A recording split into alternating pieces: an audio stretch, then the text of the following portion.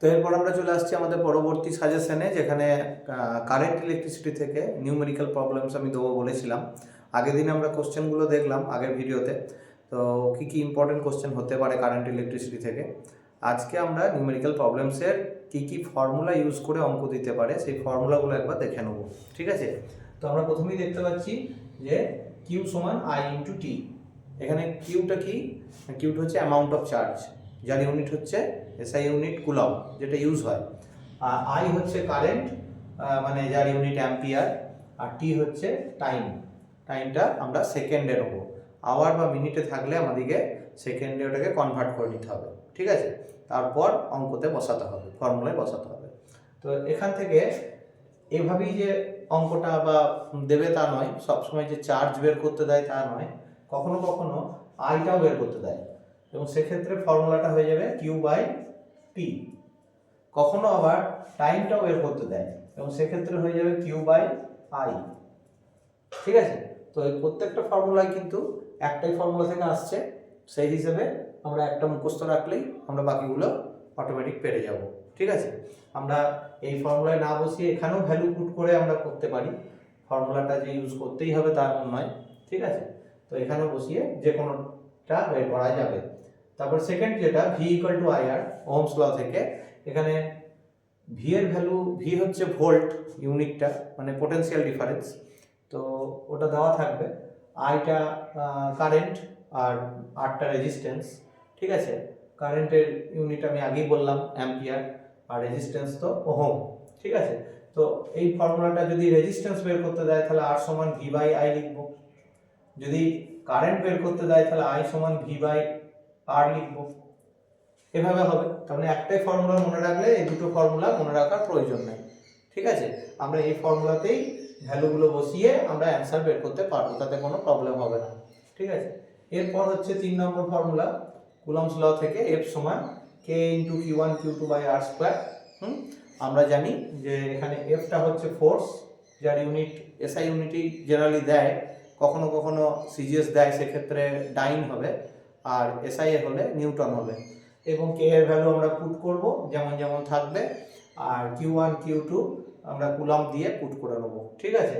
আর হবে ওই চার্জ দুটোর মধ্যে ডিস্টেন্সটা, ঠিক আছে। তো এরপর হচ্ছে 4 নম্বর formula P equal to V square by R. এই ফর্মুলাটা দিয়ে পিটা কি? পিটা হচ্ছে পাওয়ার। এখানে কিন্তু পিটা পোটেনশিয়াল ডিফারেন্স নয়, পোটেনশিয়াল ডিফারেন্স কিন্তু ভি, পিটা হচ্ছে এখানে পাওয়ার মানে ক্ষমতা, তো সেইটা হচ্ছে ভি স্কোয়ার বাই আর। তো এখানে বসিয়ে দেবো। এই ফর্মুলাটা অন্যভাবেও আসতে পারে, R equal to V square by P হিসাবে, সেটাও দিতে পারে, বা V square equal to P R. কখনো কখনো এমন হতে পারে যে পাওয়ারটা বলে দিল, রেজিস্ট্যান্সটা বলে দিল, ঠিক আছে, সেখান থেকে বললো ভিটা বের করো। তো অবভিয়াসলি এখান থেকে যদি ভি বের করতে হয় তাহলে V equal to root P R হবে, ঠিক আছে, প্লাস মাইনাস দেওয়ার কোনো প্রয়োজন নাই। তো এটা তখন হয়ে যাবে অঙ্কটা ওই ফর্মুলা দিয়ে। তো এরপর হচ্ছে পি ইকুয়াল টু ভিআই, এই ফর্মুলাটা পাওয়ারেরই ফর্মুলা।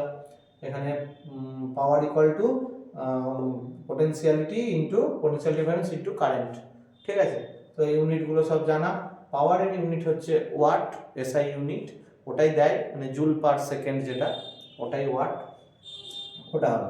এরপর হচ্ছে 1 by R equal to 1 by R one plus 1 by R two plus 1 by R three plus dot dot dot দেওয়া আছে, মানে যদি আরও রেজিস্ট্যান্স দেয় তাহলে আরও বসাতে হবে, ঠিক আছে।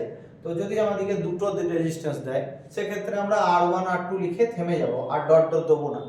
এবং সেক্ষেত্রে 1 বাই আরটা বের করার পর আমাদেরকে কিন্তু এখান থেকে মনে রাখতে হবে, খুব ইম্পর্টেন্ট এটা, যেটা বারবার সবাই ভুলে যায়, সেটা হচ্ছে আর এর ভ্যালুটা কিন্তু লাস্টে বের করতে হবে, মানে এটাকে উল্টিয়ে বের করতে হবে। এটা 1 বাই আর ইকুয়াল টু যদি 2 বাই 5 আসে অ্যান্সার, তাহলে কিন্তু লাস্টে আর ইকুয়াল টু হবে 5 বাই 2, সেই উল্টাতে অনেক সময় মনে থাকে না, সেটা খেয়াল রাখতে হবে। তারপর হচ্ছে সিরিজে যেটা আর ইকুয়াল টু প্লেন অ্যাডিশন, তো এটা সহজ ফর্মুলা, রেজিস্ট্যান্সের ইউনিট ওহম, এখানে ওহম ইউজ হবে। এরপর হচ্ছে ইলেকট্রোমোটিভ ফোর্স, ইএমএফ, যাকে আমরা বাংলায় তড়িৎচালক বল বলি।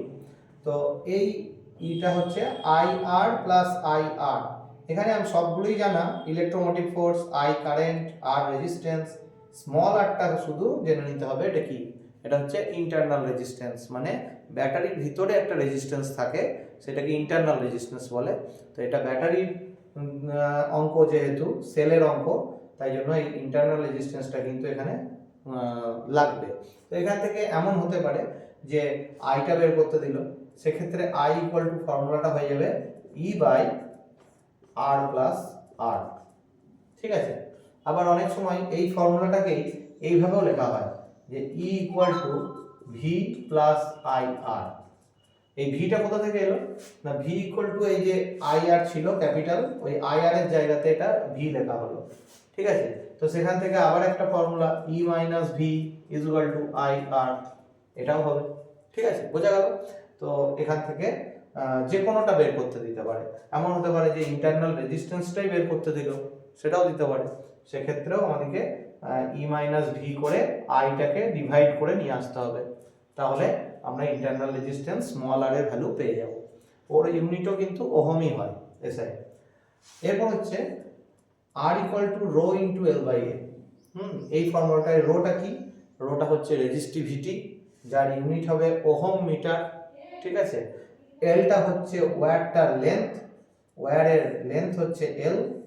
আর এই যে ক্রস সেকশনাল এরিয়া, এখানটা আমি একটা সার্কেল মতো করেছি, হ্যাঁ, এই সার্কেলের এরিয়াটাকে আমরা বলবো এ, লেন্থটা বলবো এল, এবং সেক্ষেত্রে এই তিনটের ভ্যালু পুট করে আমরা আর পেয়ে যাব, ঠিক আছে। এমন হতে পারে যে রেজিস্টিভিটিটা বলে দেওয়া নেই, ওটাই বের করতে দিয়েছে, সেক্ষেত্রে রেজিস্ট্যান্সটা নিশ্চয়ই বলা থাকবে, এবং তখন ফর্মুলাটা হয়ে যাবে rho equal to R A by এল।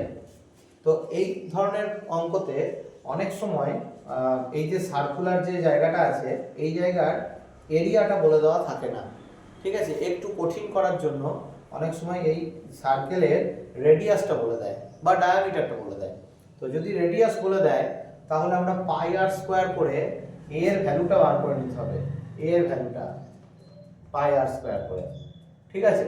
যদি ডায়ামিটার বলে দেয়, তাহলে ফার্স্টে ওকে হাফ করতে হবে, 2 দিয়ে ডিভাইড করতে হবে। যদি ডায়ামিটার দিল 10 মিটার, তখন আমাদেরকে ওটাকে 2 দিয়ে ডিভাইড করে 5 মিটার করে নিতে হবে, যেটা রেডিয়াস হবে, সেইটা বসিয়ে আমাদেরকে এরিয়াটা বার করতে হবে, ঠিক আছে। তারপর এইখানে বসালে অ্যান্সার বেরিয়ে যাবে। তারপরে 10 নম্বর ফর্মুলা, যদিও এটা আগে দিলেও হতো, উপর দিকে এখানে কোথাও দিলে হতো, কিউ সমান এন ইন্টু ই। এখানে কিউটা চার্জ, এন হচ্ছে নাম্বার অফ ইলেকট্রনস, আর ই হচ্ছে একটা সিঙ্গেল ইলেকট্রনের চার্জ, যেটা আমাদের মুখস্থ থাকে। ই ইকুয়াল টু হচ্ছে 1.6 into 10 to the power minus 19 coulomb, ঠিক আছে। ইটা বসিয়ে দেবো। এমন হতে পারে যে টোটাল অ্যামাউন্ট অফ চার্জ বলে দিল, হ্যাঁ, দিয়ে বললো কটা ইলেকট্রন আছে এর মধ্যে, তো তখন আমরা কিন্তু এইভাবে ফর্মুলাটাকে চেঞ্জ করে নিতে পারি। n ইকুয়াল টু, এনটাই হচ্ছে number of electrons, Q by E, মানে ইলেকট্রনের একটা ইলেকট্রনের চার্জ দিয়ে টোটাল চার্জকে ডিভাইড করলে আমরা নাম্বার অফ ইলেকট্রনসটা পেয়ে যাব, ঠিক আছে। এরপর আমরা জানি জুলস ল, H সমান I স্কয়ার RT। হ্যাঁ, এইটা দিয়ে অনেক সময় অঙ্ক দেয় যে অ্যামাউন্ট অফ হিটটা বের করো, যেখানে I হচ্ছে কারেন্ট, R হচ্ছে রেজিস্ট্যান্স, আর T হচ্ছে টাইম, ঠিক আছে। এখানেও কিন্তু সেকেন্ড ইউনিটেই নিতে হবে টাইমটা, হ্যাঁ। আর এই ফর্মুলাটাই আমরা H ইকুয়াল টু VIT আকারেও লিখতে পারি।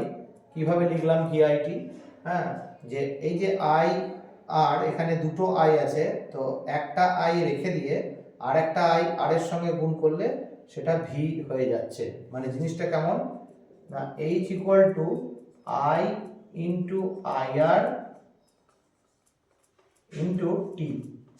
তো এই IRটার জায়গাতে আমরা অ্যাকচুয়ালি I স্কোয়ারটাকে দুটো I এ ভাঙলাম, এই IR এর জায়গাতে V বসালাম, তাহলে VIT হয়ে গেল। তো এই ফর্মুলাটা অনেক সময় ইউজ হয় যদি কোশ্চেনে পোটেনশিয়াল ডিফারেন্স বলে দেওয়া থাকে, হ্যাঁ, তার সঙ্গে কারেন্ট বলা থাকে, তার সঙ্গে টাইম বলা থাকে, তখন অ্যামাউন্ট অফ হিটটা বার করা যায়। রেজিস্ট্যান্সটা হয়তো বলা নাই, সেক্ষেত্রে ঘাবড়ে যাওয়ার কিছু নাই, সেখানে এইভাবে বার করা যাবে, ঠিক আছে। বা কেউ যদি মনে করে যে আমি ভি আর আই দিয়ে রেজিস্ট্যান্সটা বের করে নেবো, দিয়ে এই ফর্মুলায় পুট করব, সেটাও করতে পারে, কোনো অসুবিধা নেই। এরপর হচ্ছে 1 BOT equal to 1 kilowatt hour, যে ফর্মুলাটা আছে আমাদের, যে একটা ইলেকট্রিক বিলের অঙ্ক, যেটা আসতেই পারে, একটা ভালো সহজ অঙ্ক, হ্যাঁ। সেটা হচ্ছে আমাদেরকে প্রথমে হয়তো বললো যে একটা বাড়িতে দুটো ফ্যান আছে, যাদের পার ডে যেগুলো 100 ওয়াটের ফ্যান, এবার ওখান থেকে কতটা, যদি পার ডে 6 ঘন্টা করে চলে ফ্যান দুটো, তাহলে ইলেকট্রিক বিল কত হবে, হ্যাঁ, যেখানে 1 ইউনিটের দাম হচ্ছে 10 টাকা। তো আমরা সেটা প্রথমে কি করব, যদি 100 ওয়াটের দুটো ফ্যান হয়, তো 100 ওয়াট যোগ করে নেবো দুটো ফ্যানে, তো এবার 200 ওয়াট হয়ে গেল টোটাল। ঠিক আছে, এই 200 ওয়াট ফ্যান এটা পার ডে, এবার এটাকে প্রথমে আমরা কিলোওয়াট করে নেবো 1000 দিয়ে ভাগ করে, তো কিলোওয়াট সবসময়ই করতে হবে। এবার এত কিলোওয়াট হচ্ছে, হ্যাঁ, এইটা হচ্ছে 1/5 কিলোওয়াট।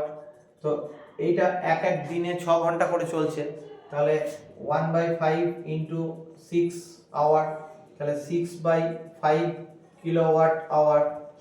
ঠিক আছে, এটা পার ডে। এবার যদি 1 মাসের বিল দেয় তাহলে 30 দিয়ে গুণ করতে হবে, তাহলে এটা ইন্টু 30 করলে তোমার 1 মাসে কতটা এনার্জি লাগছে সেটা পাওয়া যাবে, কতটা এনার্জি কনজিউম করছে। এবার তাকে আবার টোটাল এনার্জিকে 10 দিয়ে গুণ করে, যেহেতু 1 ইউনিটের দাম 10 টাকা, তাই ওকে 10 দিয়ে গুণ করে টোটাল টাকাটা বের করা যাবে।